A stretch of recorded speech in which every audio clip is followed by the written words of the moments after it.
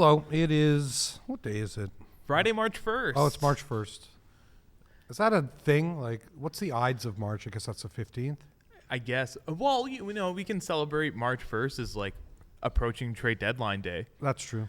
And we there's a lot of heartbreak going over right now, which fits perfectly with the tagline, heartbroken since 1970. Yeah. So in the Canucks' last 10 games, they're 4-5-1. Now, it felt nice to beat Boston at home. I got the spirits up for sure. What was the last, when we recorded last, had the Boston game happened? No, the Boston game had not happened. So it's been Boston, Pittsburgh, and LA since then. Yes. Which all three of them I was lucky enough to be at. By the way, this is episode 4, I should say that, of the, and I'm going to get it wrong because we changed the name and now I'm so fucked up about it. Canuckle Pucks. Thank Heartbroken you. since 1970. But is it the Canuckle Pucks podcast? Just Canuckle Pucks. Yeah, because Canuckle Pucks podcast is a little bit of a tongue twister. Anyways, Canuckle Pucks. Episode 4, I believe. So, hi, everybody. Yeah, so I guess there's a bit to sort of pick up since we last were recording. So there's a Boston game. I thought it was the game of the year. Yep. And what was strange and great about that one, like on so many levels, that game was sort of important. I mean, always with Boston and Vancouver, and especially having gotten shit kicked there 4-0 earlier and just 2 weeks earlier, it meant a lot to be able to beat that team at home. So there was that. I thought they were the better team all night. I mean, we just were having trouble beating Swayman. He was playing incredibly. And it was funny because I was there with my kid and he was starting to feel a little like, I was almost waiting for him to be like, should we go home? But it had that feel of like, I think the whole place had the feeling that somehow we were going to win that one, even though I think we didn't score until 10 minutes into the third period. Yeah. And when that happened, then really it felt like, okay, we're going to take this. That is a stark. And they were so resilient. I mean, there was so much to like about that game. They stuck with the system. Nobody freaked out because we were down 2-0. And it was great. I mean, I just thought everything was executed so well in that game.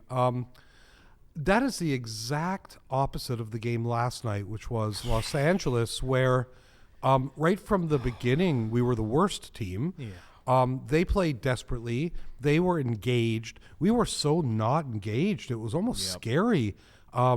You saw the worst of, like, say, Tyler Myers. And I haven't been on the Tyler Myers sucks train in a long time because I think he's been very good this year. But, wow, when he's not there mentally. It was very frustrating because you're right. One of the goals, Tyler Myers was out in extended shift, and it was Veronica Myers on I don't know if it was a Brant Clark goal. It would have been the goal before that.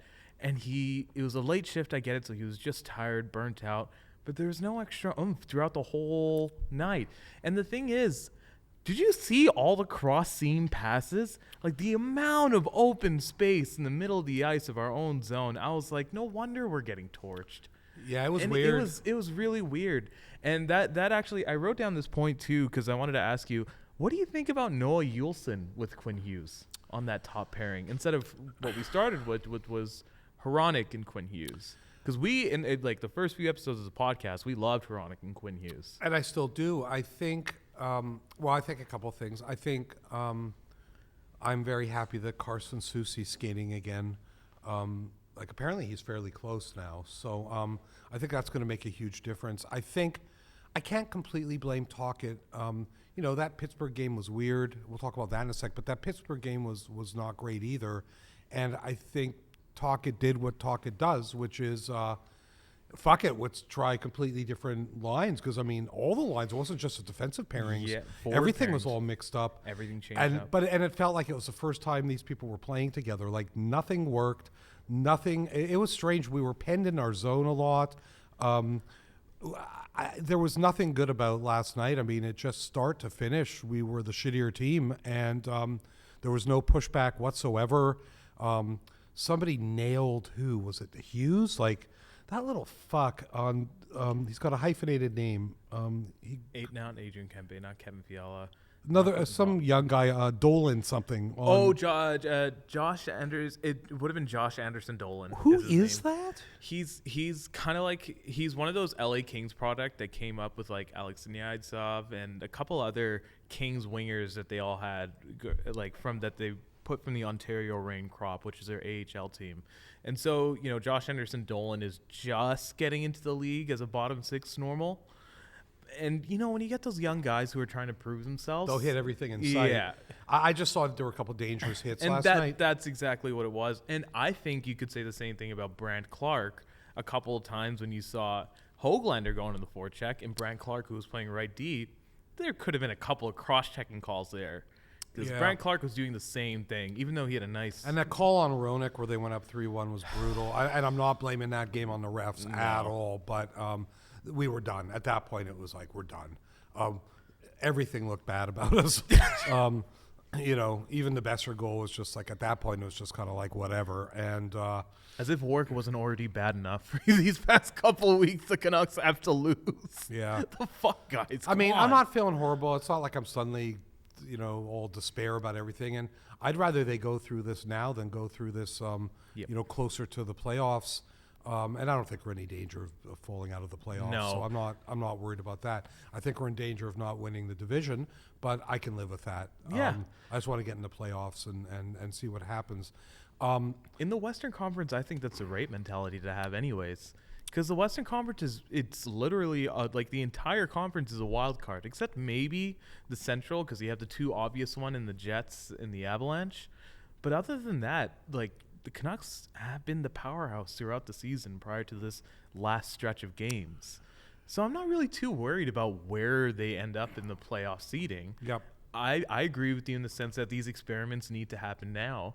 So you know what you have going not only into the trade deadline, which we'll get to in a few moments, but into the playoffs. Again, love Teddy Bluger, love Sam Lafferty. I know Mikheyev's had some scary injuries in the past.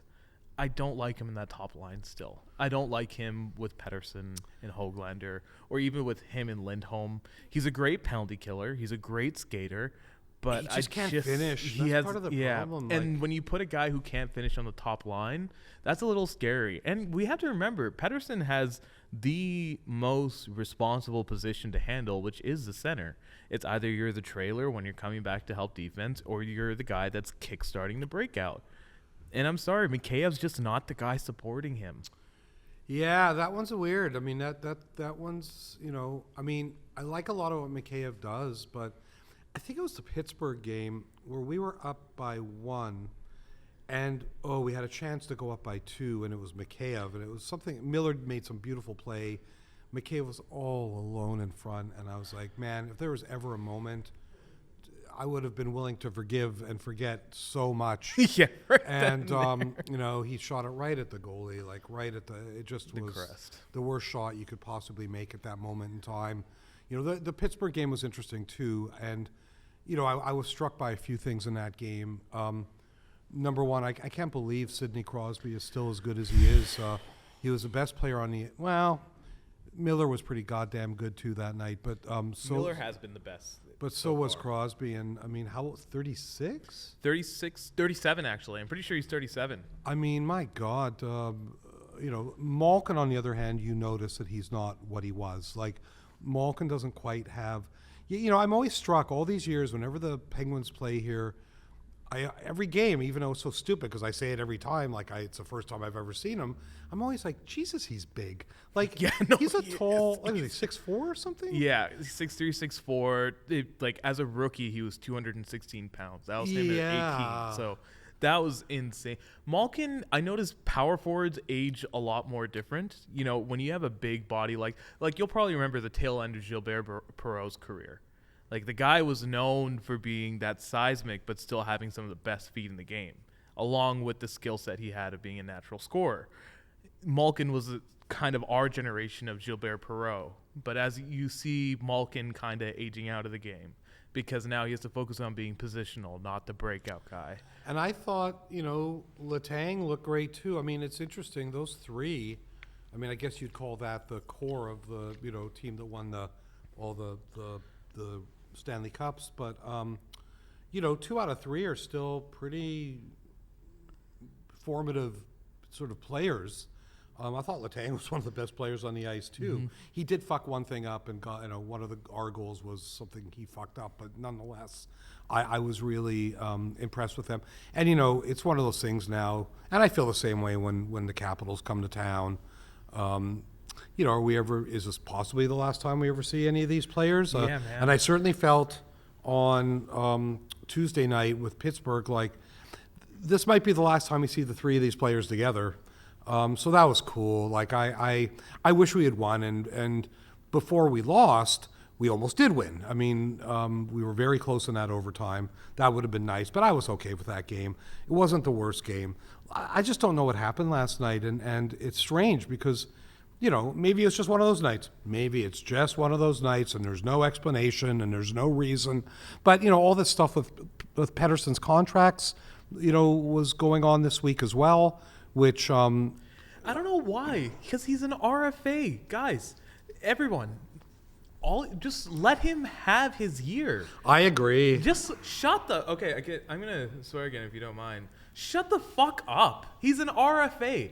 Let it be. You worry about that after July 1st. That's when you can start worrying about it. But for those concerned about the Pettersson talks right now, shut up. Well, apparently there are talks. I mean, the rumor, and it's such an interesting rumor, it seems to be confirmed now, is that they were very close to a trade on him with Carolina and went to his people, went to his team and said, hey, look, you're not negotiating with us. We don't know what's going on. We might have to have no choice but to trade you. And apparently what they were offering in return was incredible.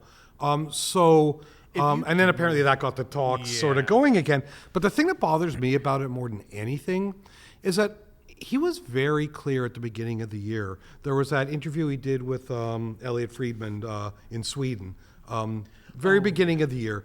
And he was how much more clear could you be? I want to focus on playing hockey. I'm going to worry about the contract when the year's over. Now, in many other cities in the NHL, that would have been that. Not this fucking city where nobody can let anything go. Everybody's got to be so... uptight and freaked out about everything. Freaked out is the media's all freaked out. They get the fans all freaked out. Yep. I get it. They're doing their job. It's something to talk about on the radio. But at some point, you got to wonder, what impact does that have on the team? What impact does that have on Pettersson? I don't think anybody can say he was being unclear about it. Couldn't have been any more fucking clear. Yeah. I want to focus on this year, and when the year is done, we'll talk contract. So leave the fucking guy alone and let him play. So all the drama just seems so artificial and created by the media just for the sake of having something to talk about and have people call in about. Exactly. This always happens closer to trade deadline. Something dumb always comes up. Yeah. I remember it happened with Nylander, not this recent contract, but when he was initially an RFA a few years ago. Actually, it wasn't trade deadline. It was December 1st is coming up. You have to sign him or he's not playing. That's the expiry. End of November, December 1st to be specific. And so they signed him, and everyone thought, oh, Nylander's getting traded for Parayko, or Nylander traded this, Nylander traded that. Didn't happen. Now, do you want a player of that caliber, like Elias Pettersson, to go to arbitration? Ugh. No. Because that's going to screw over the Canucks cap system for sure, unless you offload Mikheyev. But that's a different story. I think they're going to sign him. I don't see any issue. But if what you're saying is true about the Carolina package, I would not mind Jacob Slavin. I would not mind the potential of having Sebastian Aho and Martin H. And probably a pick or two in there as well. Exactly. It all depends on, Francesco said this so many times on Sportsnet 650 interviews, almost all the time he's there, and which is rarely, but anytime he's there, which is usually around preseason, his number one focus is playoff revenue. Those are always his specific words, playoff revenue. So if Pettersson is going to be moved, if I want to emphasize calm your tits, everybody, if he gets moved, you're going to have a roster change. You're going to have multiple NHL ready or has been in the NHL guys. Listen, if the worst comes to worst and somebody comes along and makes a qualifying offer, we get 5 draft picks first? 3 first-round picks, 2 second-round picks, and 1 third-round pick. You know what? It's not the end of the world. I mean, I would hate for him to leave. I would love for him to stay, but you know, I don't know. Everybody gets so fucked up about it all. What did you say? Don't get your tits. What? What did you say? Don't get your tits in a tassel. Is that what you said? Yeah. Is that a thing? I heard it once from somewhere. Tits in a tassel. No, you know where I heard it from? And Alexa, you'll get this too. Tom Segura is one of our favorite comics. It was from his 3rd special. I think it's not. I think it's Despicable. Isn't that tits in a knot? Stories. Isn't that the saying? Yeah, he's like, tits in the knots is a saying, but he said, don't get your tits in a tassel, I'm pretty Tits sure. in a tassel. Okay. Don't get... Okay, I just hadn't heard that before, so. I did... Sorry. No, I'm good with it. It's a wild week, dude. I'm totally... Yeah, this has been a wild week for a whole bunch of reasons. Yeah, for multiple reasons for you. Next thing I wanted to get down to is I don't know if you noticed, but I'm wearing a Dallas Stars cap. Oh, is that in honor of Tanev? Yes, in honor of the fellow toothless bro, Chris Tanev, getting moved to Dallas, the one most talked about right-handed defenseman. Yep. Are you Googling tits in a tassel by chance? No, I'm looking at the schedule coming up, but keep going. Okay, yeah. So Chris Tanev getting moved to Dallas. Dallas has always been a competitor in the Central. They've been on and off, either second, third, or first in the wild card. But, you know, it's a pretty good deal all in all. I don't even think I know the details. Tell me the details. So the deal was Dallas traded prospect Artem Grushnikov, who I don't know too much about. He's a 6'3" defenseman, mobile. So kind of sounds like a Zadorov. Where's he playing now? Player. He's still in the KHL. So he's 18-19, I believe. Calgary also got a 2nd-round pick and a conditional 3rd. New Jersey, it was a 3-team trade. So they didn't get the first that they were saying they needed to move him. I guess nobody was willing to do that. No. And I think, Craig, Calgary's a weird situation right now. Are they definitely out of the playoffs? They're definitely going to be out of the playoffs. I will bet money that the Flames don't make the playoffs. They just have decent players remaining on their forward crop. Like decent, by decent, I mean guys who can play in the NHL and have had their moments, like Huberdeau. Well, Kadri. Huberdeau's a nightmare because of that contract and because he hasn't really done anything in 2 years. Same thing with Kadri. Kadri's even. I think Kadri. Are his stats horrible? Yeah, Nazem Kadri. He looks better to me when I watch a Calgary game, and I haven't watched that many this year. But when I turn one on, I tend to notice Kadri, not notice Huberdeau. Oh, yeah, 100%. Huberdeau used to be the playmaker for Barkov, and he used to play alongside Barkov. And when you can play alongside Alexander Barkov, that's because Barkov is one of the best two-way forwards in the league. Like, he's always a Selke nominee, in my opinion, right? And so that allowed Huberdeau to really explode offensively. And then you switch him over to Calgary, and you're just saying, well, Nazem Kadri's not necessarily as great a two-way forward, so hopefully you can help out on the defensive end as well. Yeah. And Huberdeau just hasn't done much since then. Calgary's just a weird team all in all. How long is his contract? Tanev? No, Huberdeau. I believe it's 6-7 Ouch. years. So they're ouch. Yeah. At what, 10 million? Yep. Ouch. Yeah. Jesus Christ. Yeah, that's a bad situation. Yeah. Good for Tanev. I mean, I'm glad he's going to be. I mean, I don't see Dallas going too far this year. I just don't. I could be wrong, but I think there could be a Jake Ottinger miracle. He's great. I think when he's good, he's as good as anybody. Yeah, when he reminds me of Demko. Is when he stands on his head. He stands on his head, and when he's on a heater, as in he's stopping, he has a good save percentage over 9.30. He's reliable, and Joe Pavelski's probably one of the best playoff producers. And then you still have Miro Heiskanen that's leading that defense. Seguin. Right, it's one of those things where Jamie Benn, Tyler Seguin. I mean, it's not. Jamie Benn. I hate Jamie Benn as a person, anyways. Why? The amount of stupid shit he pulls on the ice. I don't know if you remember that viral clip where last year it was the Oilers, and he just dragged Zach Hyman for no reason. Yeah. And Tyler Seguin, I was always a big fan of, but injuries slowed him down. He still has a lot on his contract, so it's kind of like a wait and see. But they still have Rupe Hintz, and they don't have superstars outside of Miro Heiskanen. They just have a good team. Yeah. How old's Pavelski? Joe Pavelski's up there in age. He's got to be 32 at least. Are you kidding? I think he's closer to 40. Really? I'm looking this one up. He's really up there. I'm in age. looking this up. He might actually be older. I think he could be 35 38. or 38. I think he could be 38. No. I'm not even kidding. Let's look. Let's see. Because he's playing phenomenal still. And he's still their number one center on the PK. Joe Pavelski would be 39. What? Yeah, I knew he was. Get out Yeah. of here. July 1st, 84. This is his birthday. Jeez. Good for him. Good for 'Cause him. He's still the number So that makes one. him, what, the second oldest? I mean, I think Giordano's the oldest. 41. Right Mark He's Giordano. 41? Yeah, dude. Good He's God. 40 And going on there was somebody 41. else who was playing who I was like, somebody was saying there. And I was like, what? Like, I now I can't remember who it is, but it's somebody else who's getting up there. But, yeah, I mean, you know, good for Tanev to at least get back into the playoffs again. And I like Tanev. You know, and I have a good Tanev story, actually. It's pretty good. So 604 Records has an office in Toronto. And until the pandemic, I used to spend most of my summers there. It's where my wife's from. We have a cottage there. We have an office there. We have artists there. It just sort of made sense, you know. And I love Toronto, so I'd go there for, you know, usually the whole month of August. And so the last time I went, so probably 2018, I took the Toronto staff out for dinner. And we went to a place called, give a little pitch, because I like this restaurant, Toroni, which is a well-known Toronto chain of Italian restaurants.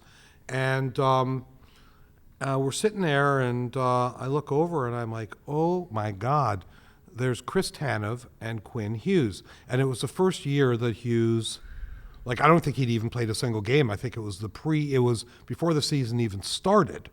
Dang. And they were sort of close to where the washroom was, so at some point I had to go to the washroom. And I, of course, how embarrassing, I fanboyed out like a fucking loser. I was walking by there, and of course I stopped right in front of the table, and I said, what the hell are you guys doing here?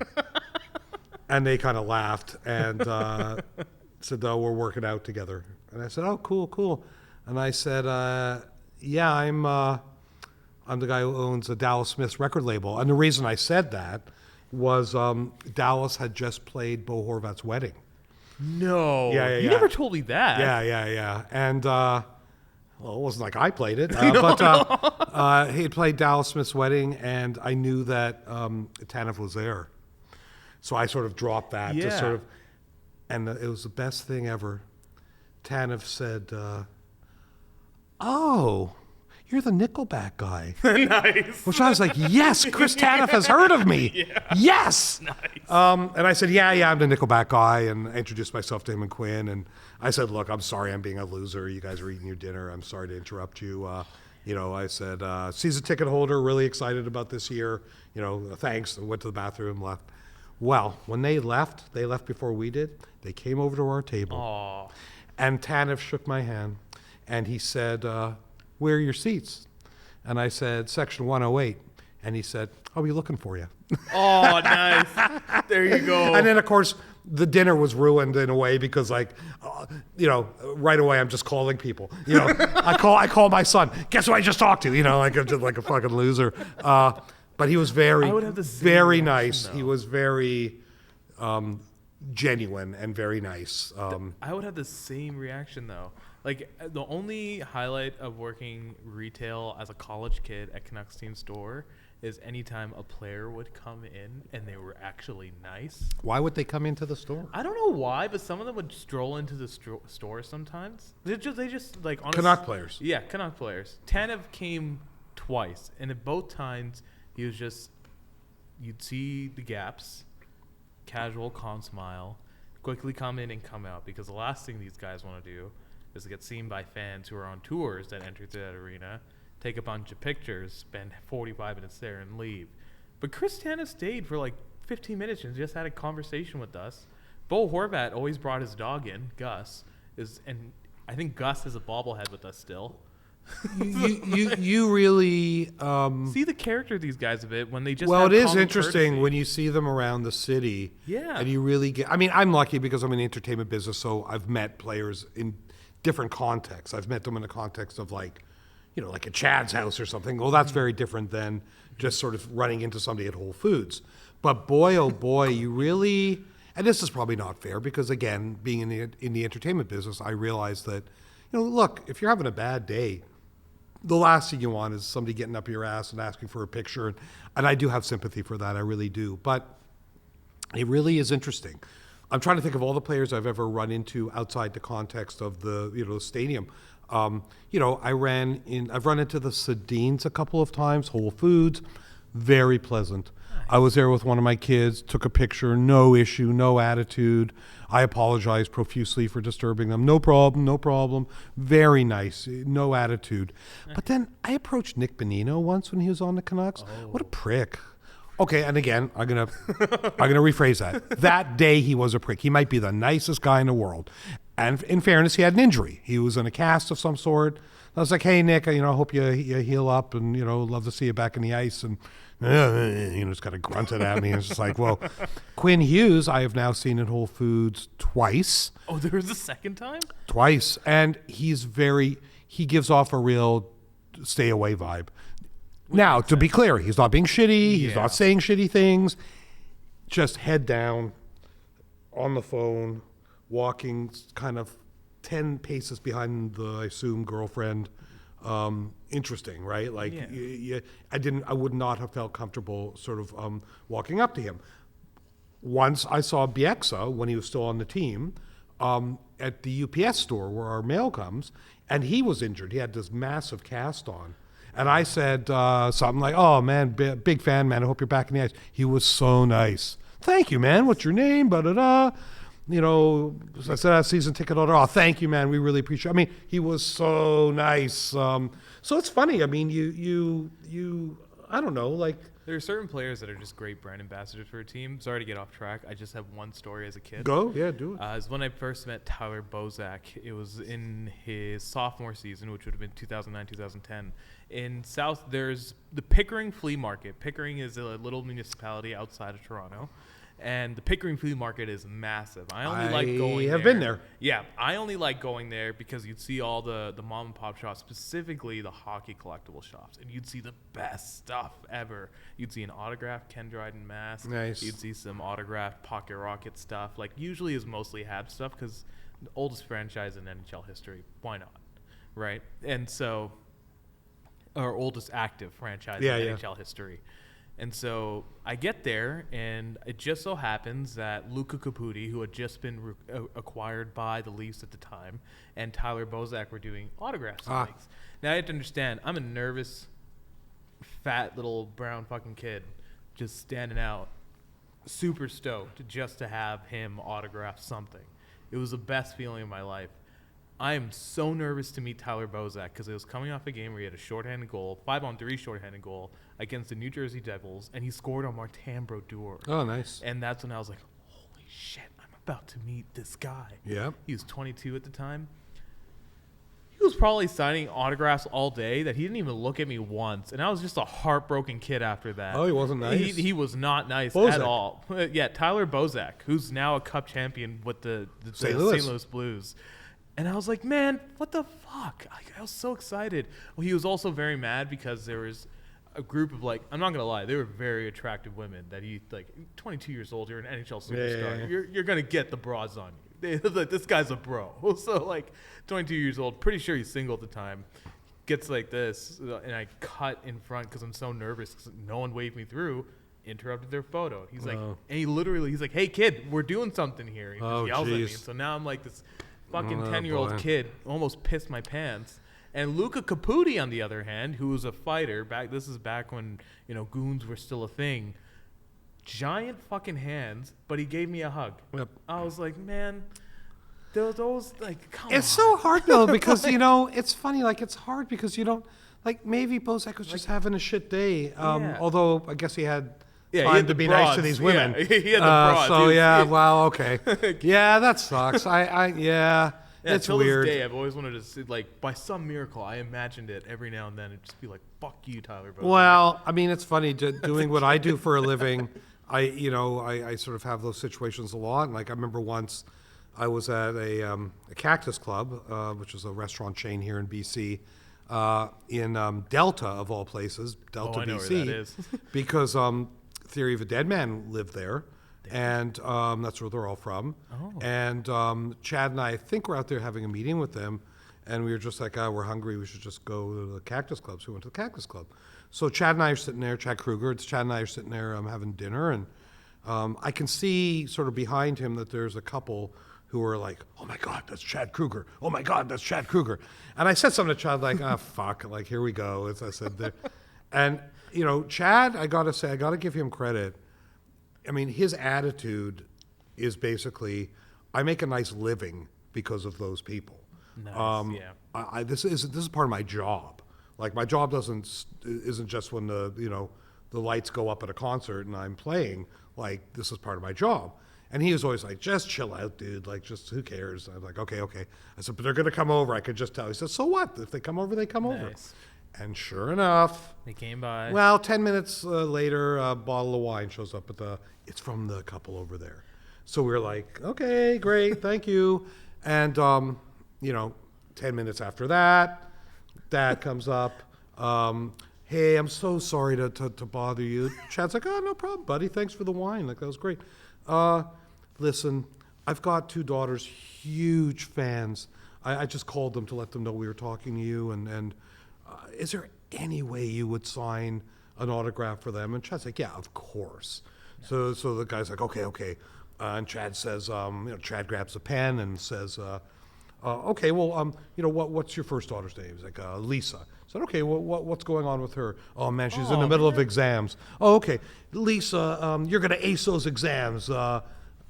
Best of luck, Chad Kruger. He said, what about the other daughter? I said, Brenda. I said, okay, Brenda, what's going on with her? She just had a brutal breakup. Brenda, you're better than that guy. You'll find somebody better than that. Like, he wrote some nice. It's nice Chad that Kruger he made that extra effort to just made the extra learn effort. detail. We did a photo, and I'm like, okay, done. But we weren't done. And I said, fuck, I could just see it. It's not over. 10 minutes later, he comes back with his phone already there. Brenda's on the phone. Do you mind just having a? Could you just? And Chad's like, hey, how you doing? Oh yeah, it's great. Da, da, da. Anyways, it's funny. There's other artists, and I don't want to say who because I don't want to, but there's other artists on our label who definitely are not like that, and who, if they're approached at a dinner or something, will say politely, "I'm at dinner. Yeah. This is kind of a private. Do you mind?" It's funny. Celebrity's a weird fucking thing, and people react very, very, very differently to it. Chad really soaks it up. He loves it. Whereas the other guys in Nickelback, not so much. Like, they're more low key, Really? and they're not ashamed of it or embarrassed. No, they they're just kind of want to be left keep it alone chill. if they're out with their kids or something. They don't really want somebody. No, that makes 100%. I will give credit to that dad. He bought his way in with that wine. Like, Absolutely. that dad played his cards so well. There He was a bought his quid way pro in. quo. Yeah, it was like that was a smart move from that dad. I'm sorry for getting off track. Trade deadline has. So we talked about Chris Tanev going to Dallas. Good for him. Calgary didn't get their first rounder, which is a little odd, but you're racking up on picks. Good for you. I guess the demand just wasn't high enough. Yep.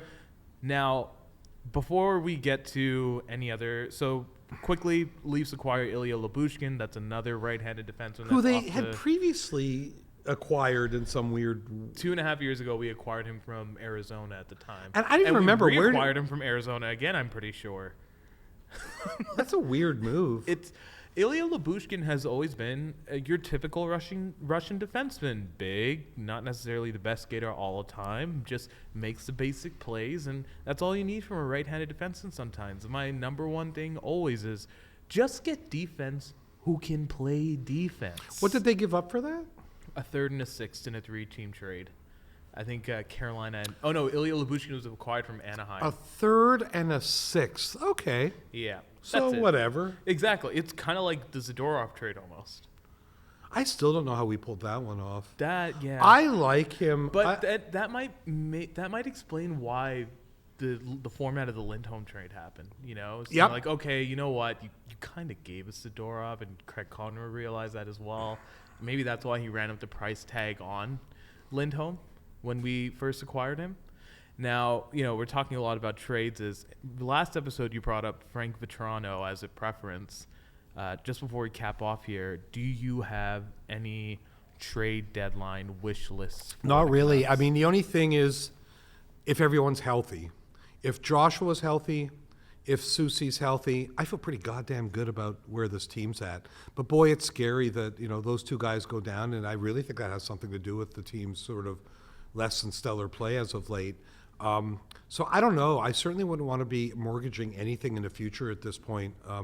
It was painful enough to give up that kid that we gave up for Lindholm. I'm not happy about that, but I understood it. But I mean, we're running out of people to trade in terms of prospects. I would freak out if we traded Lecker-Mackey.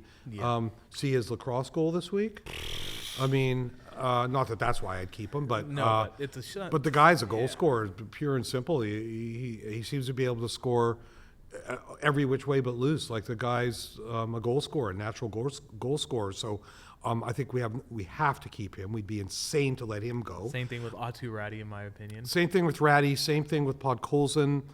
Same thing. Who's quietly having a really good year in Abbotsford, and same thing with Verlander. And same thing with the other Elias Pettersson. Yeah. Those are 5 prospects that I think are all really solid.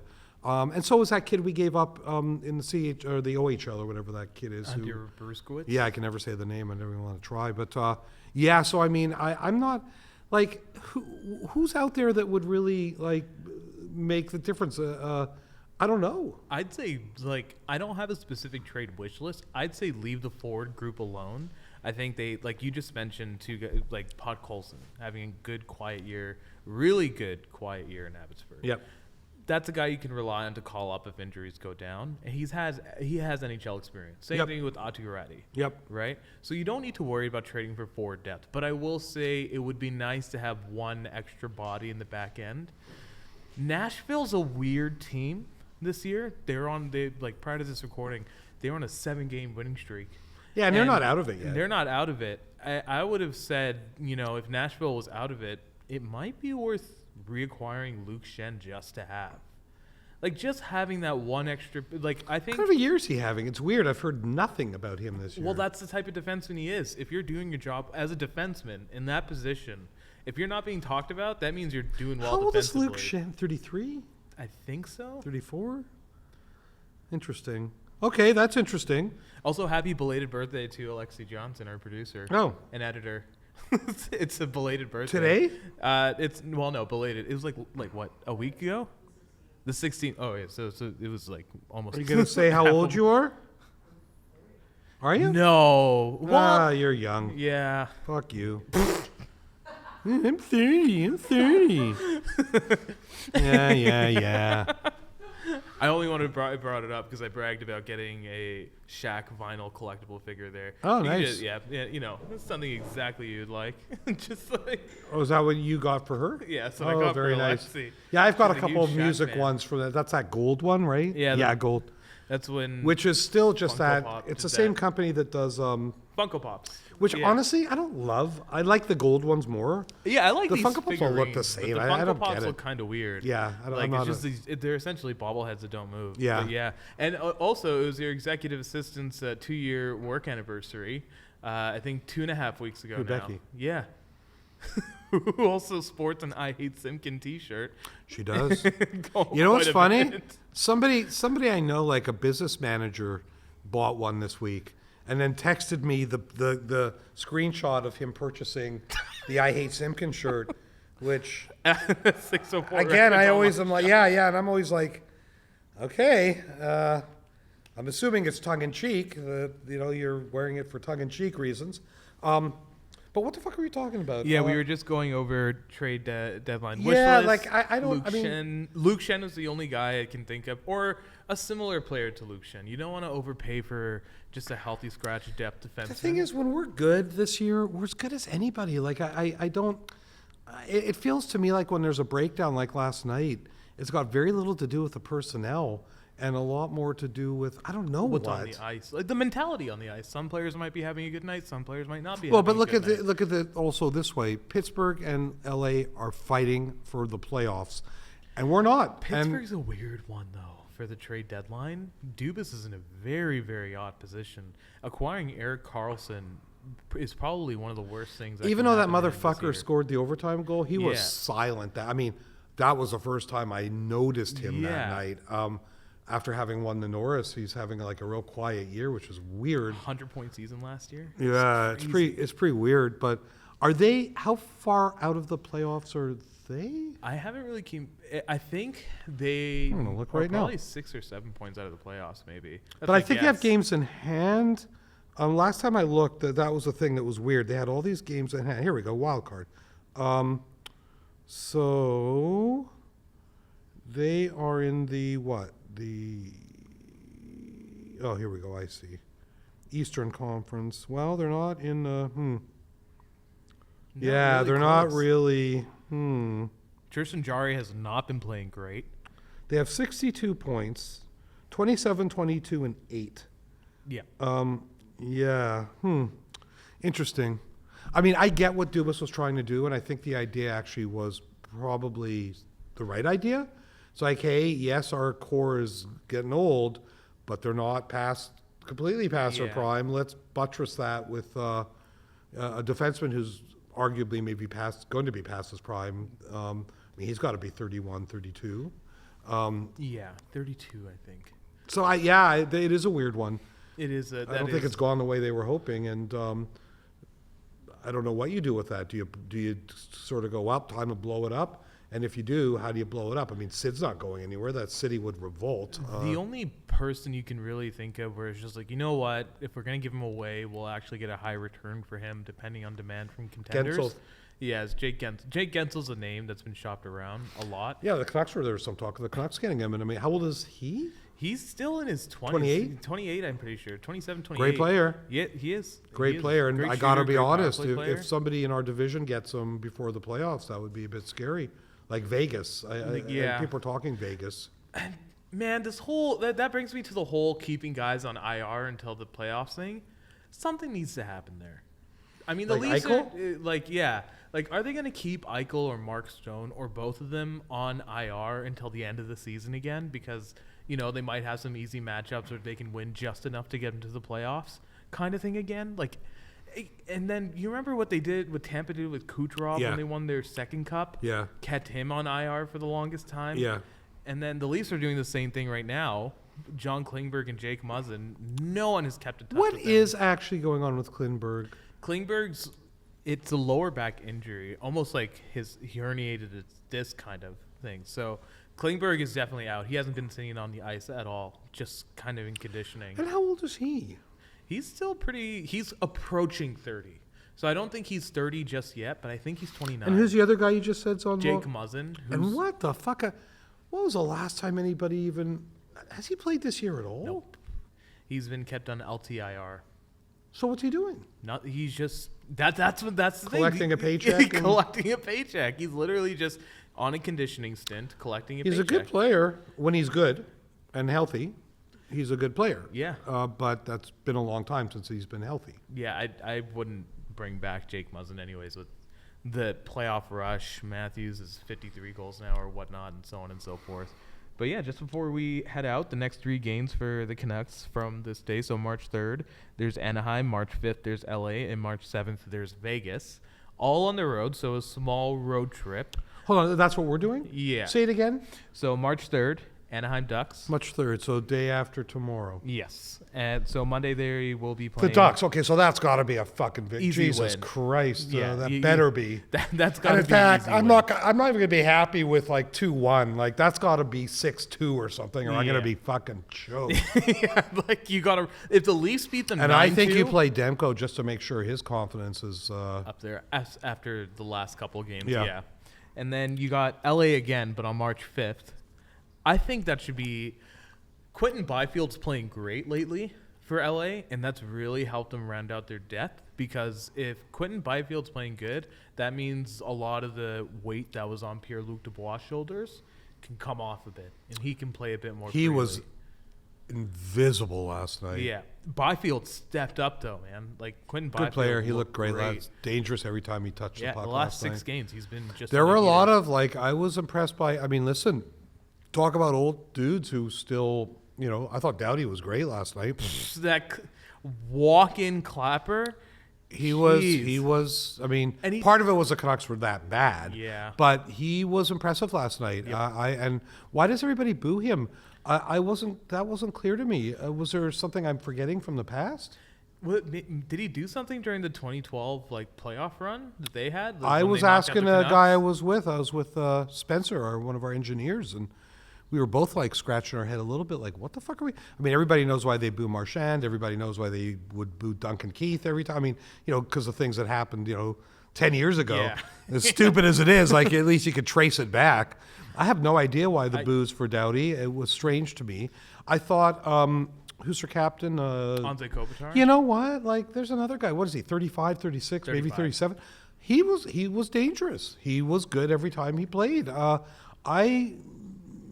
It's funny. I hardly recognized half the team, but they were good. And Talbot didn't have to be great, but he made the saves, the key saves. Absolutely. He made these saves because Absolutely. the few chances the Canucks did have, shut it down. Yeah, no, it's you know, they were impressive, but I also felt like it'll be interesting to see the next game, because I will say this about the Canucks this year: when they lose in an embarrassing fashion, they tend to beat that same team.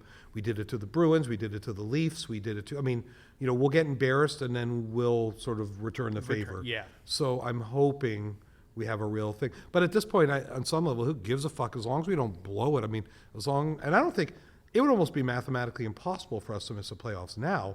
We'd have to like lose every single game, and Vegas and Edmonton and Calgary or whoever would have to win every single game.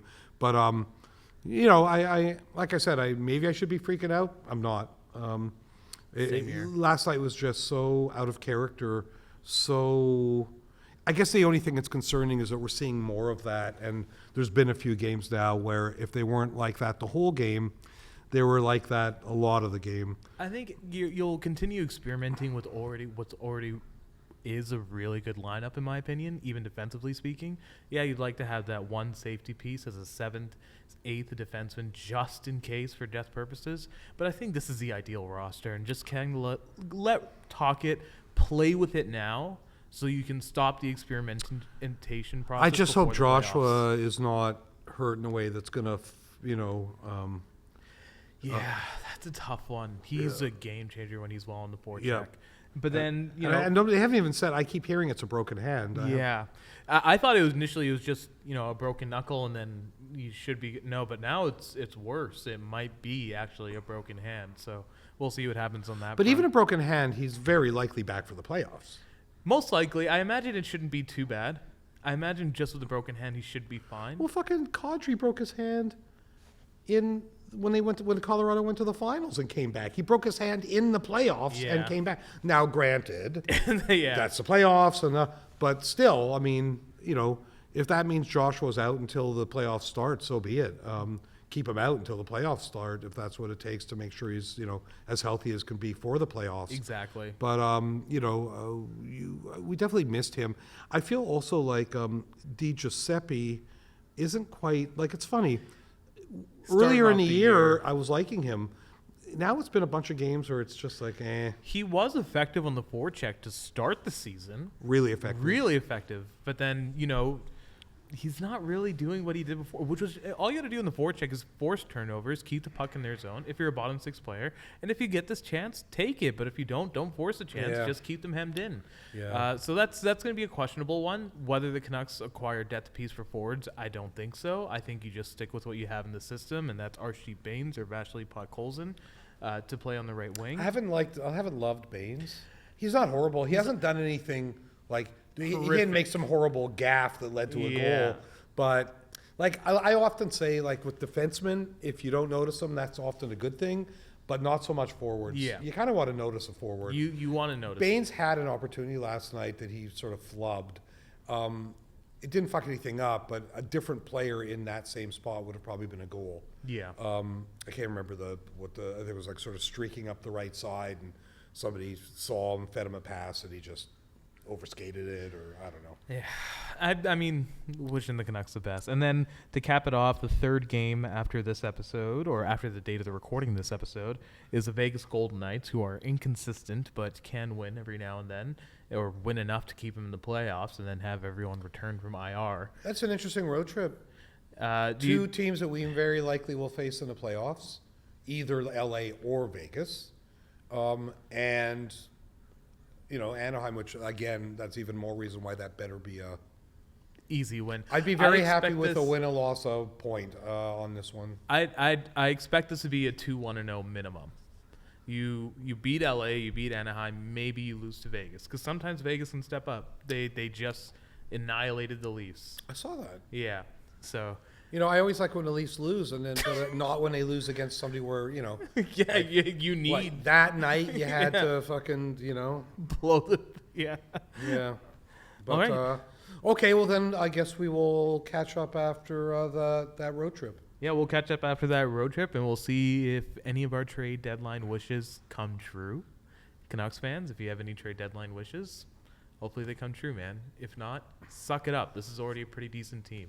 And I guess we should say also, you know, since we are posting these on YouTube, right? Yes. So yeah, you know, listen, we're going to definitely be doing this through the playoffs. So, you know, subscribe. That would be nice. Make some comments. We'll comment back if you do. Yeah, we're hoping that you're liking this, and you know, just wanted to really give a nice alternative to the places where people don't say fuck. All right, signing up on Canuckle. On that note, yes. Yeah. All right, thanks. We'll see you next time, everybody. And thank you again, Alexi.